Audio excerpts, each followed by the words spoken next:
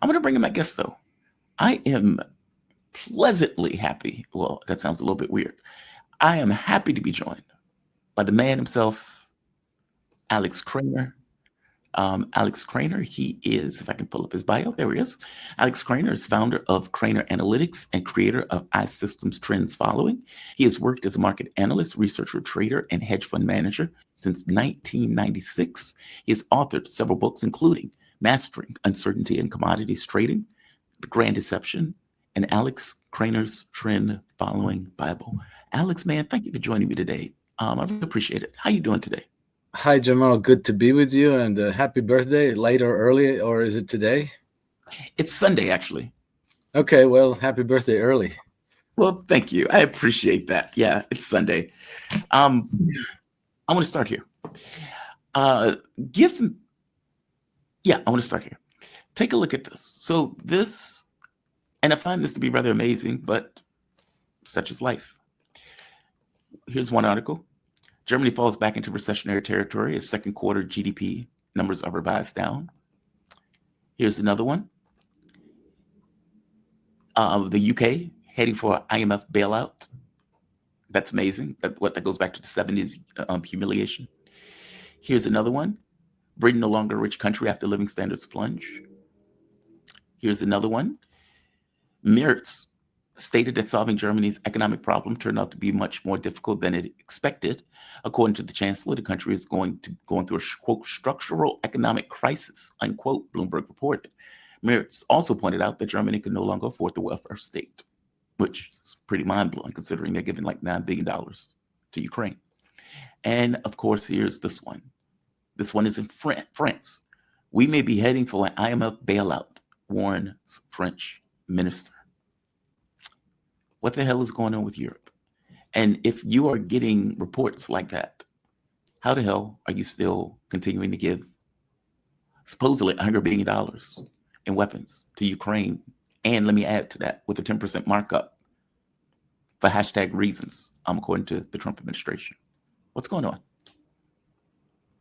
Well, this is nothing new. It's just that it's coming out in the open because, the Europeans bet the ranch on Project Ukraine. And now the chickens are coming home to roost. That's basically it. European powers have basically disarmed themselves, sending weapons to Ukraine. They've sent I don't know how much money to Ukraine, but it's going to be well over $160 billion. It could be more. They don't usually tell us the truth, so they lowball everything.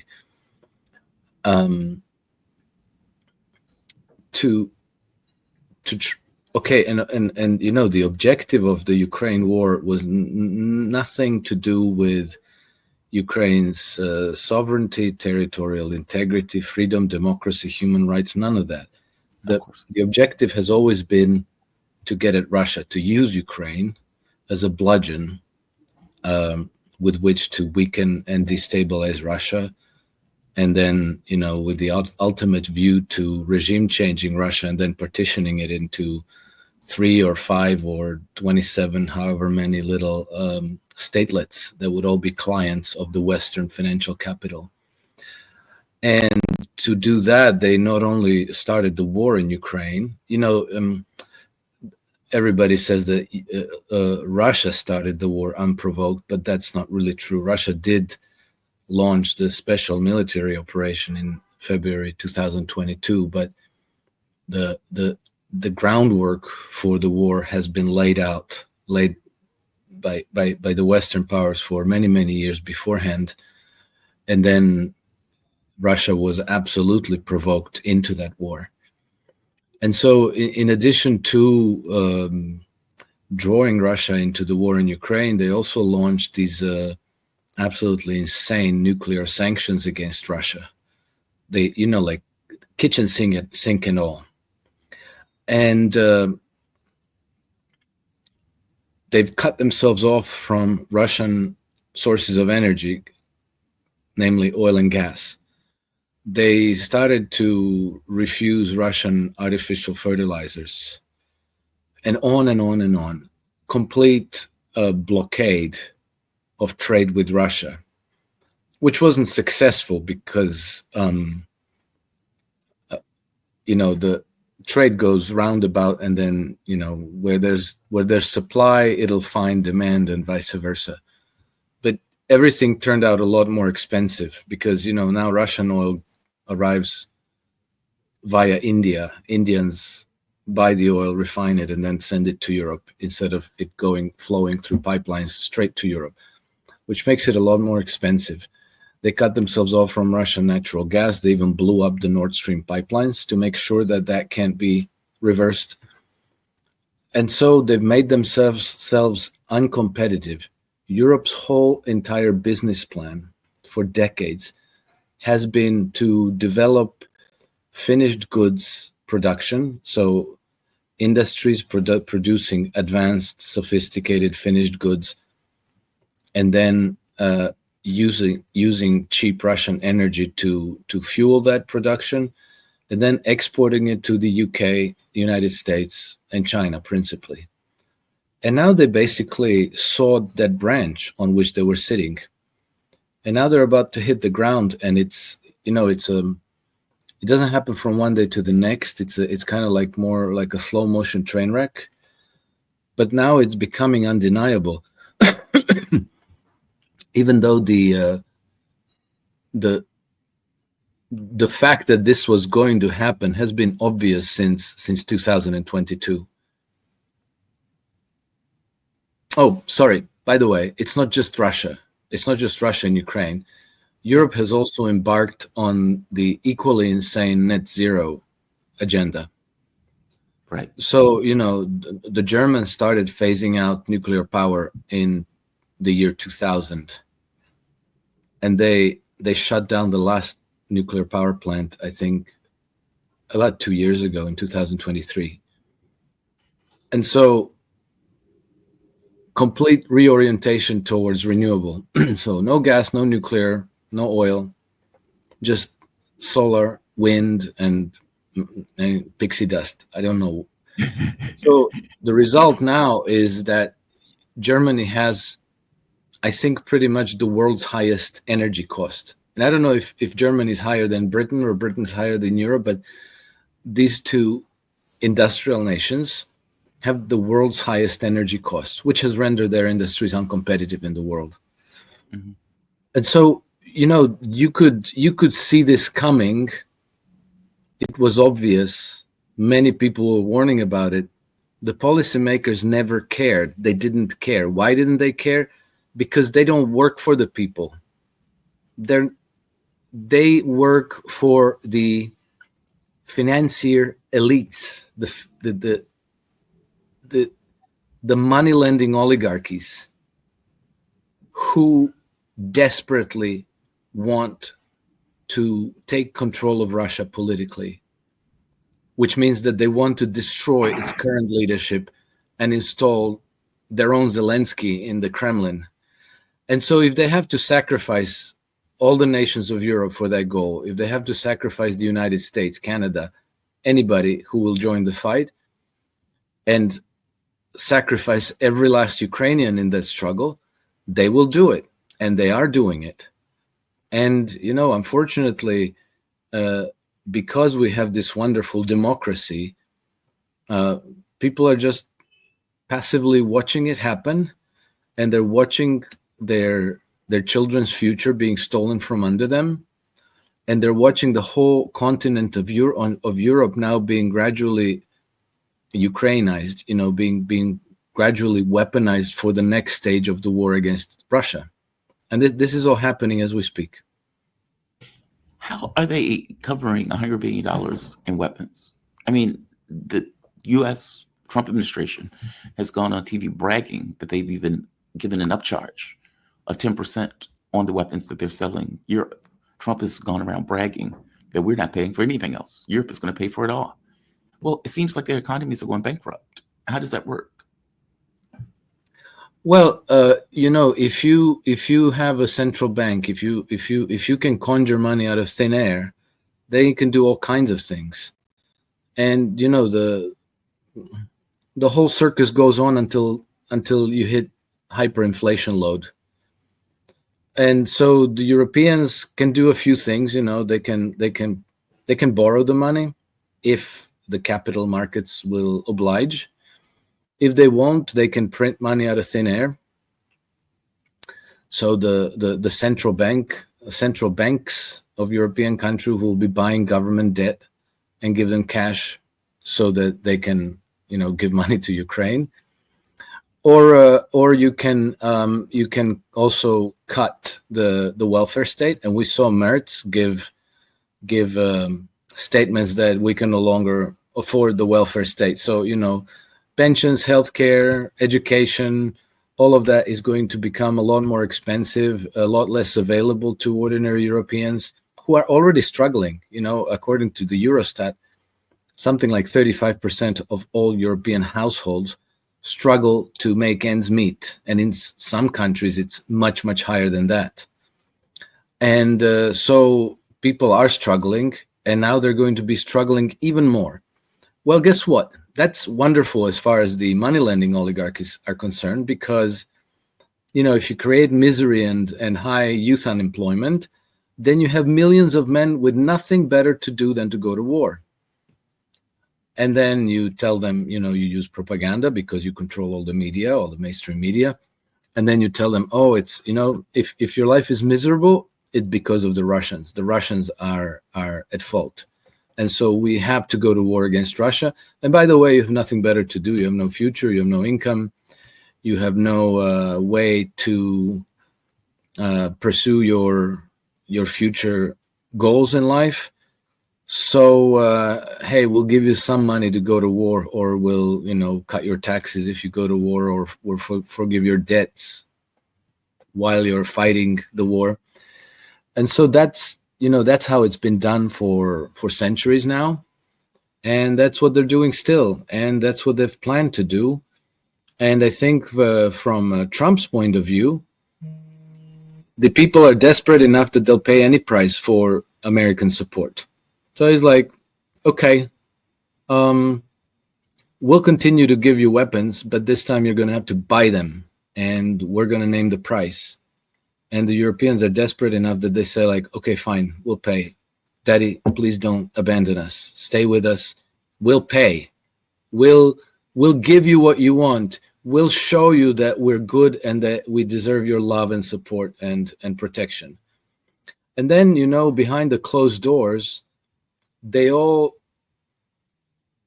believe that another 4 years of Trump is some kind of an aberration, some kind of a natural disaster that they'll weather, and that in another 3.5 years, they're going to get a new, Joe Biden or Anthony Blinken or somebody like that who's going to come back to the White House, and then, happy days will be here again, and the United States and the European allies are all going to come together and go and kill Russia. And then once they're done with Russia, they're going to go and kill China, and then they're going to go kill Iran and anybody who is resisting the New World Order. The financiers don't realize that as these countries are getting damaged, and correct me if I'm wrong, that they themselves are also getting damaged in this. I mean, who buys the products? Who buys the goods if people don't necessarily have money? Like, for example, if I have a company, let's say it makes widgets, and I'm a financier who paid for that company in order to come to fruition, and people who work at the company can no longer afford widgets. So if they can't afford the product, how's the financier going to make money? Meaning, if you have an immiseration of the working class, those people may not just go to war. They may go to war with the state, feeling dejected from that state. I mean, this is how countries and empires fall. They don't care, Jamal. They've done this many, many times for centuries now. They will, so long as they have dominance over the political process in each country, they can let the whole system down the toilet. They can let everything crumble and collapse. They will end up buying banks and companies on the cheap because they will retain, if if they retain dominance over the political process, they will have retained the ability to print money out of thin air. And so if your company goes bankrupt and they deem it useful and interesting for the future, then they will buy you out for pennies on the dollar. So not a bad deal. If you're a banker and you're going bankrupt, they'll bail you out if you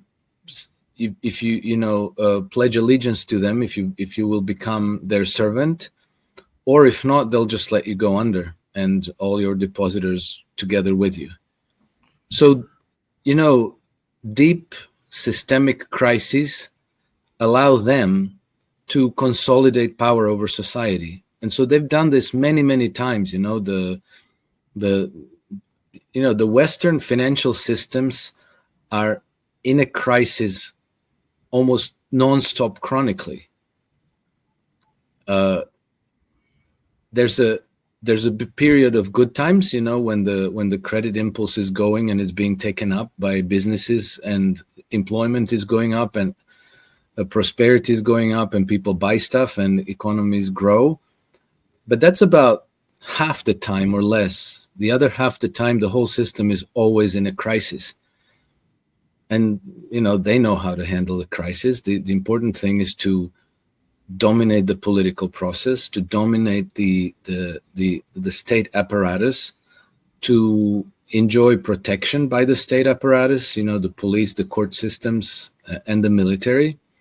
And then you can do whatever you like. And, you can sail through rough weather because you know that you're going to come out on top. You're the house, if you look at that as a casino, you're the house. So you don't mind crises. What you do mind is maybe revolutions, because then, you might end up under a guillotine. Exactly. But the expedient to avoid that is always to deflect everybody's attention to an external enemy. So you have to persuade everybody that the Russians are coming, that if they don't go to war, as President Macron said just last week, that the big great ogre from the east needs to feed, and it's at our doorsteps. So you try to scare the daylights out of everybody's mind so that they would be willing to sacrifice their sons and their husbands and their fathers in a war that is completely against their own interests. But if you brainwash people, they will, they'll believe next to anything. Yeah. You don't sound optimistic about Europe. I'm not optimistic at all about the European Union. I think it is completely doomed. It'll fail. It'll disintegrate. But I don't know what's going to happen afterwards. Are we? Because there are many researchers who specialize in things like social uprisings and revolutions and civil wars and such, and they say that not only is Europe, particularly nations like the United Kingdom, France, and Germany, are they very likely to slip into a civil war. They say that they're explosively configured for a civil war. And now we're starting to see that in the UK. We're starting to see protests. We're starting to see social movements that are quite out of control. And we've seen the state, the government, buying facilities to handle mass casualties. So I don't know what's going to happen. Is there going to be a political transition where, people like in Romania and Germany and France, they managed to vote into office a sovereigntist party like AfD in Germany, like Marine Le Pen's Assemblée Nationale in France, and they all say no mas for European Union, and they start the process of exiting. Or you get like when the Soviet Union collapsed, you just have from one day to the next, they declare, okay, European Union is no more, and every country, they're on their own. And then everybody's going to have to make nice with the United States. They're going to have to make nice with Russia. They're going to have to make nice with China. And then, with Russia and China, there are certainly going to be discussions about collective security architecture, because this has been the obsession of Russia for the last 30 years. Nobody paid attention. Everybody ignored them. But they have made preparations for a new and different security architecture for the Eurasian continent.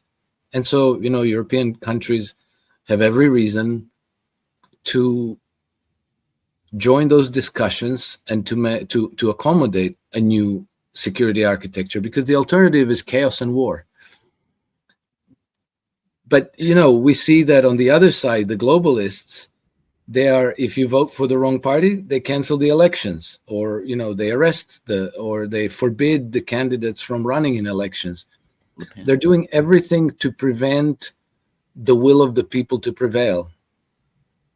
So that's why I don't know that I can predict what's going to happen. And then, the British establishment is working overtime to try to orchestrate some kind of a war in the southeast of Europe, in the Balkans, but then stretching all the way to the East Mediterranean, because it seems to me that they're trying to pit Turkey against Israel, and also at the same time Turkey against Greece, and then Turkey is in some kind of a mutual defense arrangement with Albania, and then Albania entered into a military alliance with Croatia and Bulgaria. People from Bulgaria are going to write back, and they're going to say, like, no, we didn't sign anything. The Bulgaria is not in that alliance. Many treaties through history, especially of this kind in preparation for war, are secret treaties.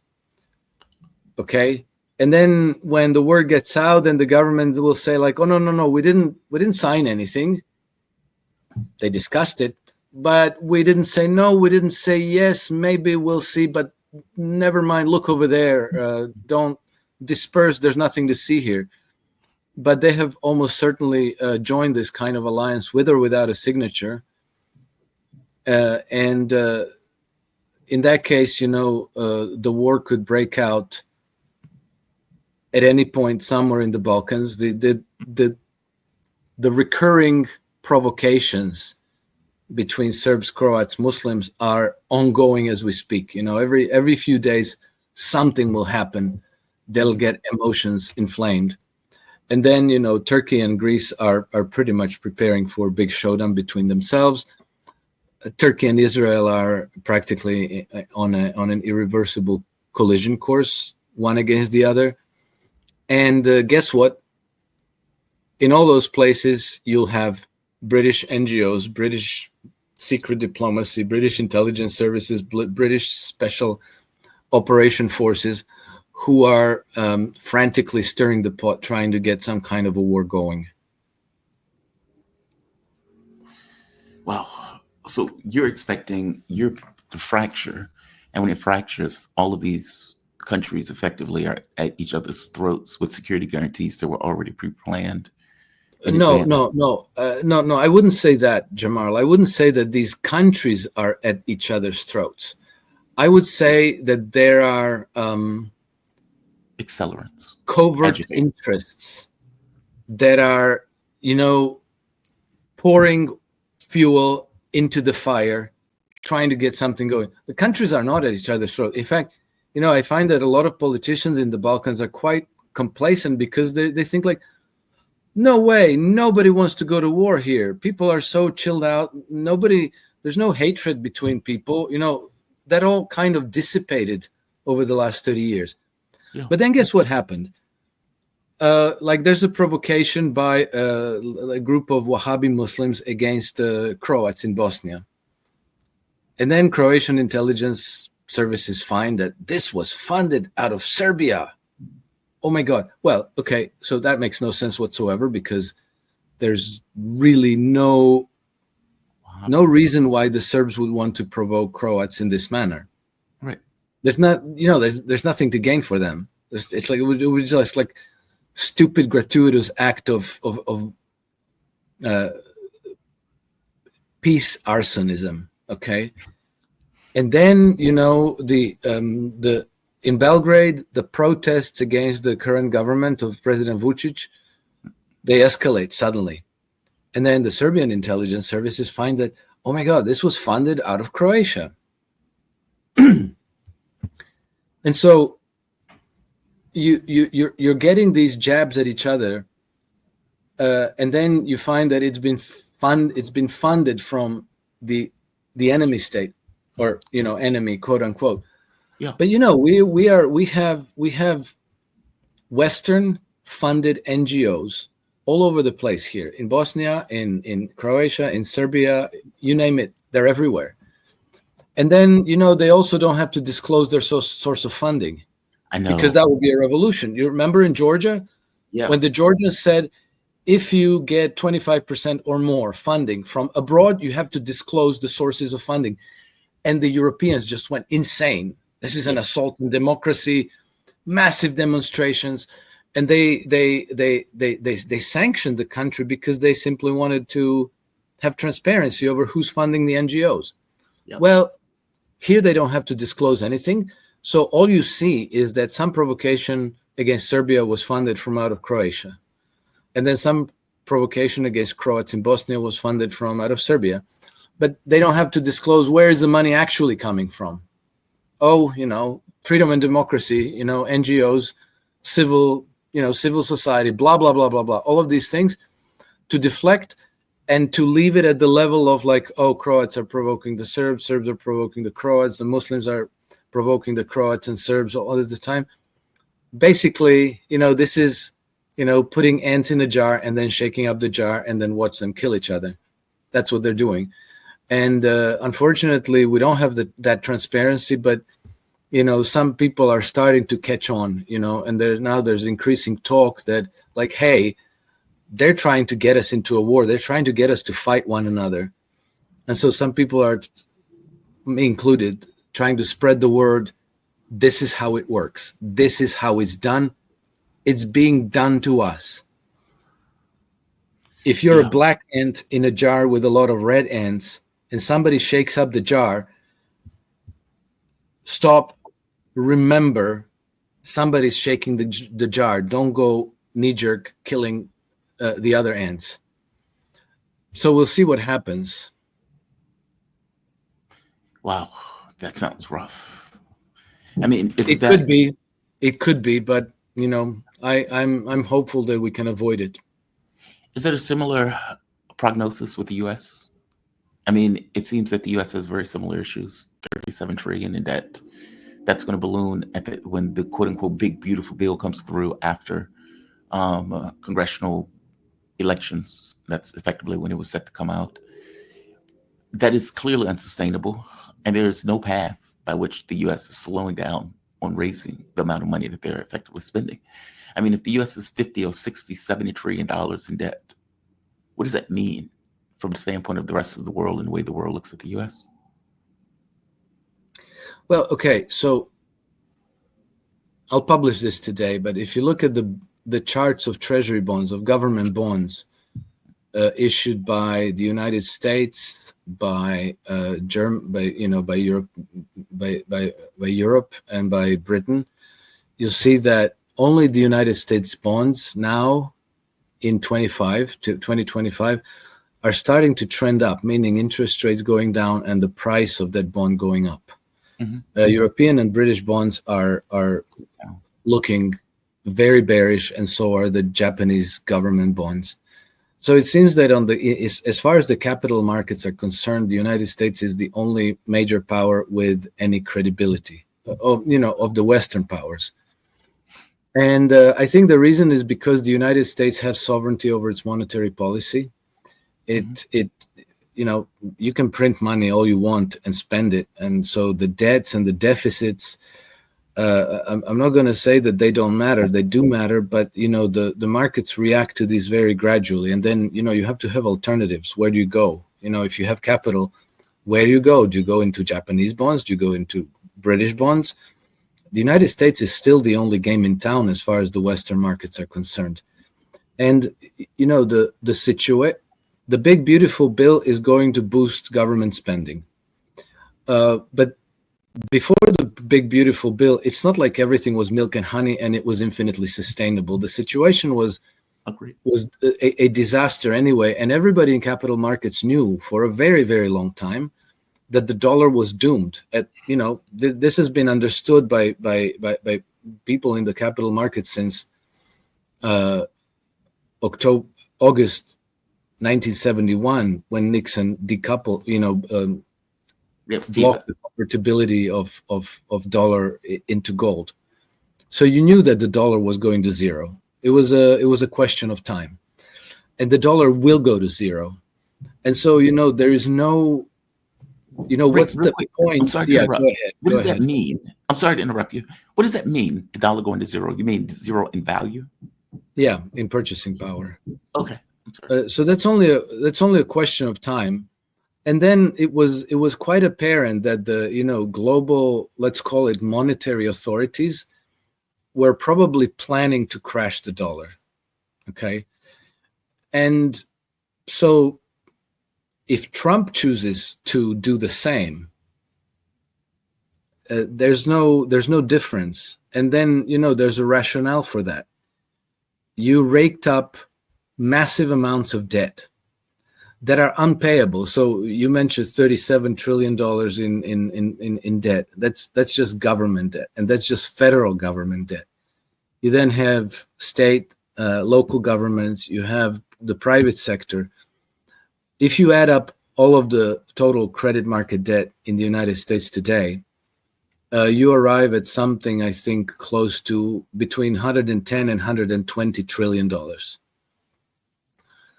And then if you look at what is the, no, maybe I'm wrong. Maybe it's closer to 110 trillion, but that's the official numbers at any rate. And then if you look at the total monetary base, the money supply that's available for repayment of those debts, you arrive at about $6 trillion. So there's almost 20 times as much debt as there is money with which to pay it. That's the definition of unsustainable. And that didn't happen in Trump's 7 months in office. That has been the system has been rigged like this for decades. And so the system is unsustainable anyway. It will have to collapse. And so what I think that Trump is doing with the big, beautiful bill is he's looking to restructure the system in a different way. And part of the process is going to involve crashing the dollar, allowing inflation to take off, which means that you'll be able to pay off your debts with worthless dollars. It's going to be, okay, so we have $100 trillion worth of debt. Here's a $100 trillion bill. Now we're even. You can, the fact that you can now fill up a tank of gas with that money, that's not our problem. You lent it to us. Here's the repayment. Goodbye. And then you start from blank slate. But Trump is evidently moving towards restructuring the American economy away from this British free trade system and towards something resembling more like the system that you have in China or in Russia, where state is involved. And there are good reasons for that. Because as you can see, okay, so I have to just say this because, I studied in the United States. I studied economics. And we've been brainwashed for decades with private capital, free market capitalism and all these things, because that's the bestest that there ever was. And if ever the government gets involved in anything at all, first of all, the government cocks up everything. And second of all, they're very inefficient. And third of all, it's all socialism, right? So people their heads explode at the mention of the word socialism. And so now that Trump the government took 10% stake in Intel, and that they're talking about taking over things like Lockheed Martin, people are going insane. But but has the private capital free market system worked so well? You can see it by the way China has kind of eclipsed the United States as the country of innovation and new technologies, and they're now the leader in most of the new technologies that are emerging by far. And then this notion that everything the government touches turns into crap. You have Swiss railways, which are government owned and controlled and run. You have Japanese railways, which are government owned and controlled and run. You have Chinese railways. You have so many systems that you could point to in the world and say, this is a government run system. It runs super smoothly. It's super efficient. It serves a purpose and provides a useful service to society. And it renders transacting business much cheaper and much more efficient. And then you can also point to things like Boeing, which is a privately owned company, which isn't exactly a paragon of excellence and reliability. And then you can also point to thousands upon thousands and millions of private investment things, WeWork and Theranos, and literally thousands of these systems that are completely privately owned, privately run, and they stink and they failed and collapse. So it's we have to be careful not to confuse ideology with the actual essence of the arguments. And it seems to me that Trump is taking a turn towards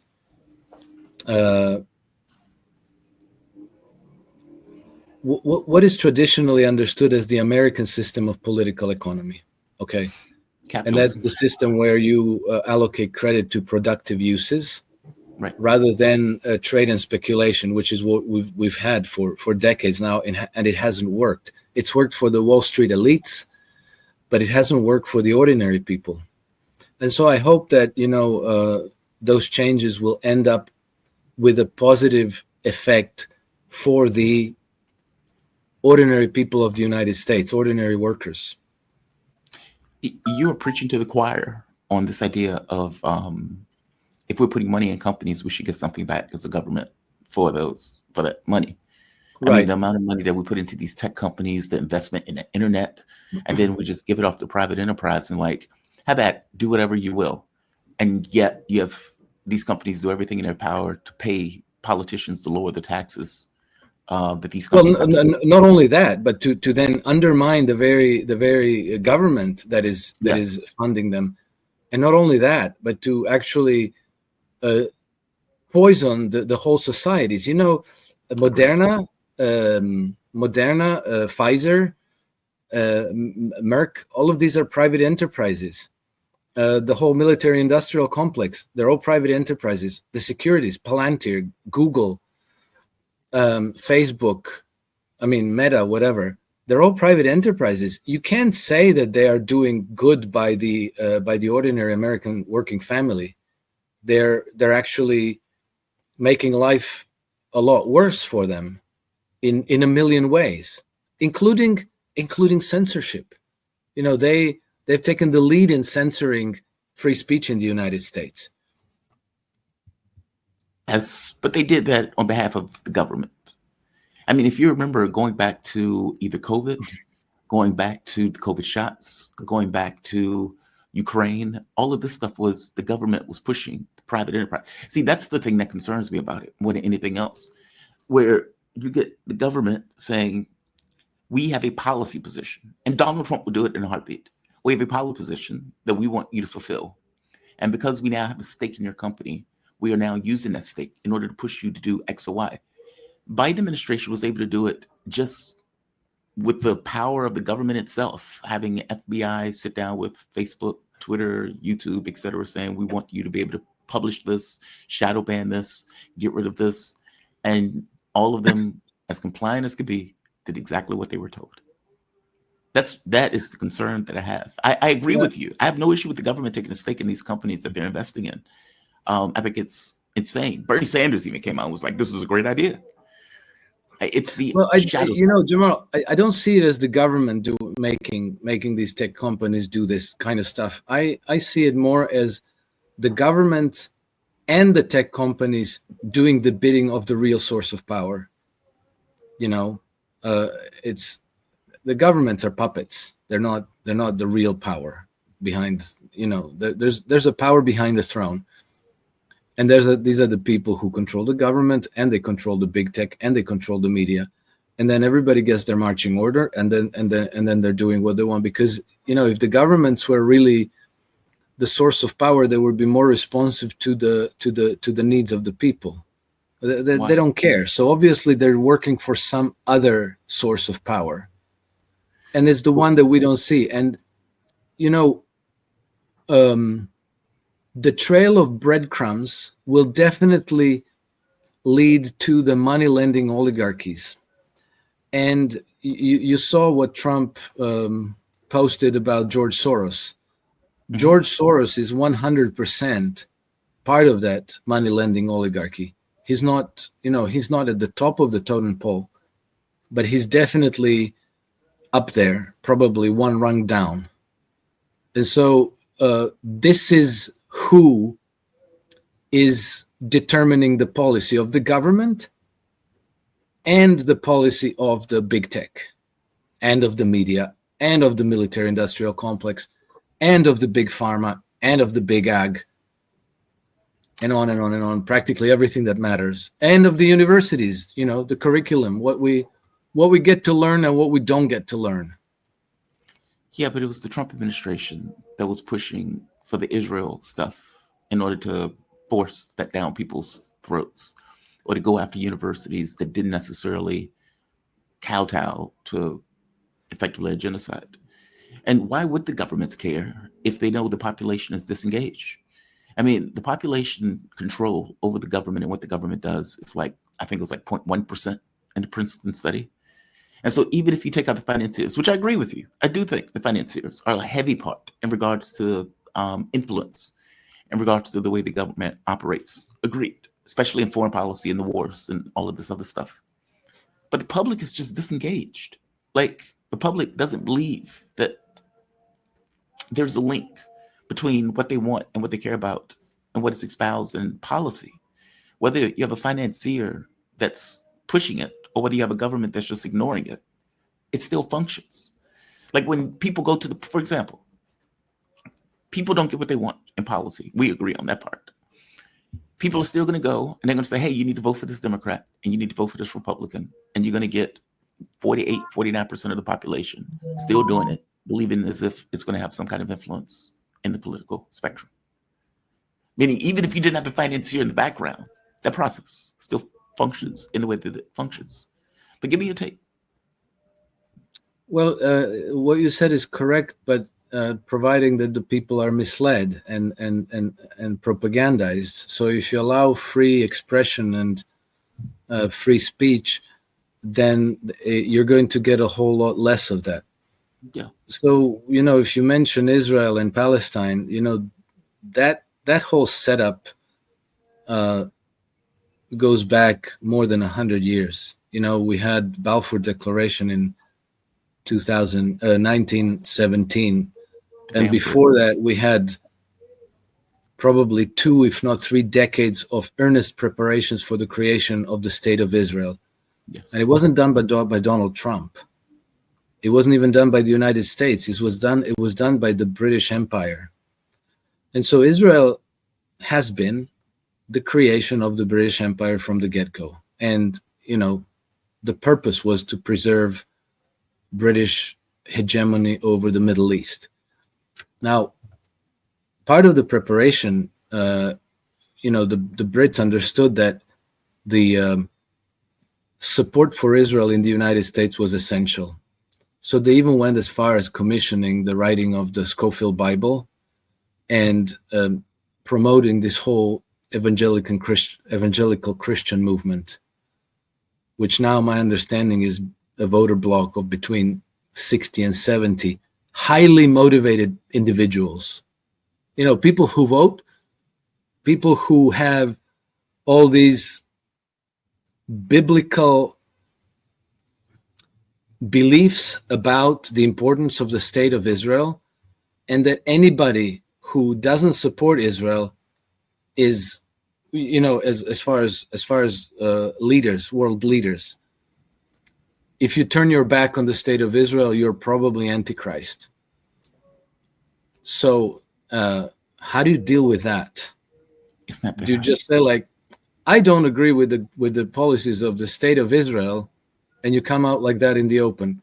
Well, that's political suicide right there. And your heart might tell you that's the right thing to do and to say. But if you eliminate yourself from the position of power, you're not going to achieve anything else. So what do you do? Because, in politics, anything you do is going to end up costing you. Did I cut off? No, you're here. You're Okay. fine. Anything you do is going to cost you political points. So you're going to have to choose the battles you fight and order in which you fight them. And you're going to have to prioritize your to-do list. And so, I don't want to justify Trump at all, because, allowing what's happening in Gaza Strip is unjustifiable. But the whole setup, Gaza has been rigged for destruction going back decades. And I'm just saying, people have to keep that in mind, because you can't just walk in there and say, like, well, from now on, it's 180 degrees back and everything else is a second fiddle. This is the issue that is probably the most emotional to everybody who's observing it. And this is the issue where everybody's thinking, like, can somebody do something about this? But I have to give a bit of a broader treatment to this. As I mentioned, Israel has been set up by the British Empire. Today we're seeing famine in Gaza. Maybe it's the first famine that we're experiencing in our lifetimes, or at least, in that part of the world. But as far as the British Empire is concerned, famine was one of the frequently used weapons of war. India was under direct British rule from 1757 for the next 120 years. So 1878, more or less, I think. During those 120 years, India experienced one famine every 4 years. So they experienced 31 major famines in India in 120 years of direct British rule. Do you know how many famines India endured since then? Since it gained independence? Zero. Do you know how many famines India endured in 2,000 years before the British rule? 16, meaning one every 110 years. So you have a very significant correlation there. They used famine in Australia and in South Africa to get rid of the natives, and this has been done. Potato famine in Ireland, we learned, like, oh, there was a potato blight, and poor Irish, all they knew was potatoes, so they all, 1 million of them died of hunger. No, the British establishment apparently decided that they wanted to get rid of the Irish population altogether and free up the real estate on the Irish in Ireland. So they've been doing this, and Gaza is just the latest example of this, with Israelis, doing the dirty work by proxy. So Alex, if you don't, here's why I'm saying this, Jamal. If you don't defeat that system, it's going to keep happening. And if you want to defeat that system, you have to go after the global financier elites. And if you go to Gaza and you get yourself labeled Antichrist by 70 million of your voters, you're not going to end that system. You're just not going to do it. You're going to be eliminated before you even start. 2 points. The majority of Americans, including like 51% of Republicans, are against what Israel is doing. Full stop. I don't know the 70 million people thing, but I'm just saying by the numbers, those numbers that I'm quoting to you are correct. The overwhelming majority of Americans. I know that. Yeah. Okay. Second part. Israel wouldn't have to spend hundreds of millions of dollars in order to put minders on politicians, to pay for their campaigns, to pay for them to orient themselves, if indeed they had that level of support. Meaning, why are they, if they just commissioned this much support, why would they have to pay this much money in order to get people to effectively fall in line? I agree with you, Jamal. I'm not disagreeing with that. But, the problem is that even if the American public is now majority opposed to Israel, or at least to the current government, or at least to their policy versus the Palestinians, that doesn't help Trump directly. What's relevant to Trump is who controls the Senate and the House in the United States. And in the Senate, Benjamin Netanyahu has more power than Trump does. That's a problem. And that's a real problem. It's not something that you can wave your hand and make it go away. That's a real thing. But, okay, fair enough. I accept that Congress members are black. I'm just trying to point out that there's not this upswell of support in that way in regards to the American population. It is Congress members, it's elites that have geopolitical interests in using Israel as this aircraft carrier. And for whatever the British started off with, just like in Vietnam where the U.S. took over from the French, the U.S. has taken over the manner of paying the overwhelming majority of what is taking place there. I guess my thing is this. You ultimately, I think you're, just to distill what you're saying, that ultimately Trump or people around Trump knows that the dollar is going to go bust. And because they know it's going to go bust, they're effectively trying to reshape the U.S. economy in a way, I guess, buttress or to lessen the impact of it going bust while simultaneously being able to, here's a dead letter, a dead dollar to pay for your bills. Are other countries really going to accept that? Are they going to see what the U.S. is doing if this is in case what the U.S. is doing? And aren't they going to respond? Like how much, for example, the Brits, if I'm not mistaken, the Brits is like what, the number 2 holder of U.S. currency? Chinese is like number 3. U.S. debt. U.S. debt, thank you, of U.S. debt. I think the Chinese is number 3, Japanese are number 1. Are they going to accept that? Yes and no. The Brits and the Europeans are going to be hysterical, but they're not going to dare. They're from their corner.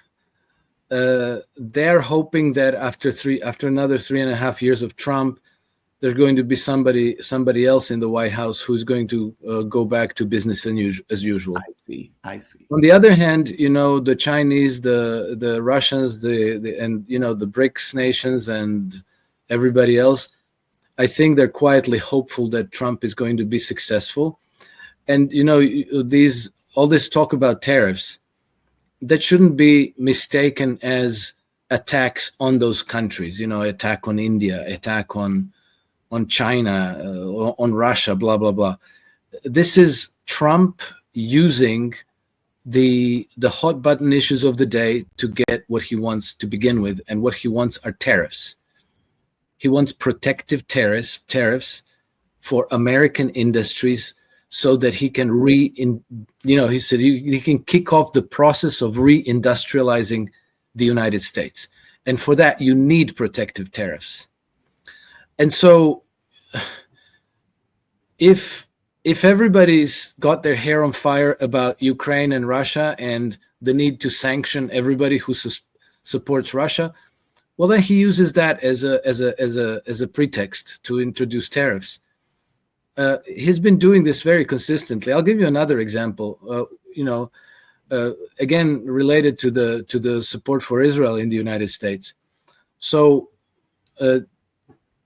he attacked that young man in Columbia University, right, who was a Palestinian. And so everybody was talking about was that, like, oh, this was a Palestinian activist, and Trump rudely came down on him and had him deported and whatnot. I don't know where that issue is now, but basically that young Palestinian man was working for the British Embassy in Lebanon, and he was one of the people who was liaising on behalf of the Brits with the local jihadi networks who ultimately ended up overrunning Syria and taking out Bashar al-Assad. Yeah. So he wasn't like some wonderful, lovable Palestinian guy, because, people immediately extend the mantle of sympathy that they have for the Palestinians in Gaza over another Palestinian. But this particular one was a British asset. He was an asset of the British foreign policy. And then, another few people who were at the Columbia University were very, very close. Columbia University was pretty much a hub for Russiagate, I think, or some other thing like this. Okay. And so again, you use the acceptable rhetoric of the day to get done what you want to get done. I don't want to sound like I'm giving Trump all the credit. He's done some really, really dumb things. He's the assassination of Qasem Soleimani. That was for the Olympics of being a moron. Unilaterally walking out on the Intermediate Nuclear Forces Treaty in 2019. There was a colossal error that put us all at risk of nuclear holocaust. Bombing of Yemen, that one was ugly, and a few other things. So it's not ideal. Things are not ideal, but they are definitely a departure from the status quo, which was A, unsustainable, and B, it was taking us all in the wrong direction. This is a clash between globalism and the rest of humanity. And the globalism, the axis of evil is Wall Street and the City of London. And so, how do you fight that? They have power over the media, they have power over the financial flows in the world, and they have, on their strings, on their leashes, they have most of the people in the Senate, the House, the deep state, the Pentagon, the CIA, the FBI. It's a very, very tricky balance to tread. Alex, we have due process in this country. And regardless. Oh yeah, sure. If you have 20 years and infinite millions of dollars to pursue them, but then you also know that the whole judicial system has been compromised. I don't and know that. Due process. They started due process against the Deutsche Bank over Jeffrey Epstein case, right? Alex, I'm trying to point out. And what happened to the judge in that due process? She got an assassin dispatched to her house to kill her. That's due process. I'm talking about from the standpoint of that guy who got deported. He has rights that Trump fundamentally ignored, regardless of what the guy was. And to make it worse, Trump was shaking hands with that jihadi president. So it's like, you can't be mad at Trump. Yeah. I mean, you can't make both arguments. That Trump deported that guy. This guy's not a cuddly, lovable jihadist. I'm sorry, a cuddly Palestinian, because he was working with the jihadists that are effectively eradicating ethnically cleansing in Syria. And Trump was saying the guy who was actually doing the ethnic cleansing was a good guy, strong background, et cetera, et cetera. I get it. Your argument is. I agree. Look, I don't disagree with you, Jamal. I don't understand these things. I don't understand why Trump would shake hands with that guy. I don't understand why Trump would shake hands with Netanyahu. I don't understand why he would be as friendly with Zelensky. But, it's his treading a different kind of path than what we perceive. It's there's all these vested interests from all sides that you're constantly dodging the bullets from all sides. So I don't want to be too harsh in judging Trump, because I've noticed that lately it's become quite fashionable to hate on Trump. Like everybody's hating on Trump. I just listened to a podcast with a very respected economist who is so afflicted by the Trump derangement syndrome that he was gloating about how the Europeans outmaneuvered Trump to over Ukraine, during the last meeting in Washington, that they outmaneuver him because behind their back they went directly to the American weapons providers and told them, hey, if the United States no longer supports us, then we're not going to be ordering, and you're going to make less business. And then these arms manufacturers exerted pressure on Trump to, get back on track and support the Europeans, and so that the sales of weapons could go on and so on. But, so he was practically rejoicing about the warmongering, duplicitous, backstabbing morons of these 7 evil dwarfs out of Europe, supposedly outmaneuvering Trump by working in cahoots with the military-industrial complex. He hates Trump so much that he thinks that these people, he's now cheering for them, how they outmaneuvered him. It's gotten so. I think that we have to try to see what the effects of the actions are. So if Trump administration cuts out the 5 eyes in their discussions with Russia, so they say no more intelligence sharing about our discussions with the Russians, right? With Britain, France,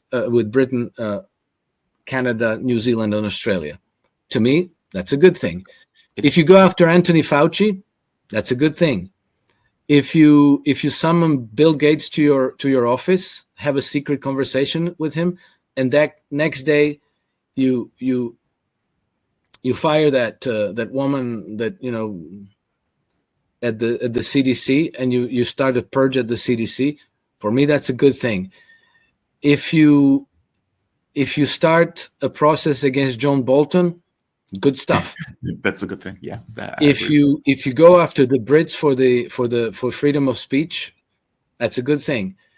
If you want to reindustrialize the United States and steer it away from the British free market system, a good thing. And so maybe we don't get everything exactly in the format that we would like and exactly in the order that we would like, but many of these policy moves to me indicate that Trump administration is working to change course for the better. Okay. And then, we have to see what the effects of all this will be in the end, because we don't know. We are all guessing because, we're in the blizzard of psyops. Yeah. And so to try to pick out which dots connect and which ones do not, and how to make sense of things is very difficult, and a lot of assumptions go into every analysis. And so even if you get all the correct information, if your assumptions are off, you're going to arrive at wrong conclusions. And, that's too easy to do. Alex, I'm going to end it on that. Thank you for this. I appreciate it. Pleasure, Jamal. Look, I like opposition points of view. So that's why I always enjoy these conversations, because I know you have a certain context by which you look at this. And so I could be wrong, right? So I always like having this kind of oppositional take for my own. So thank you for this. I always appreciate it. Alex, always a pleasure, Jamal. Take care and happy birthday again. Thanks, man. You be safe, okay? Alex Krainer is a founder of Krainer Analytics, creator of System Trends Following. He's worked in market analysis, research, trader, and hedge fund manager since 1996. He's author of several books, including Mastering Uncertainties, Commodities, and Trading, and The Grand Deception, and Alex Krainer's Trends Following Bible.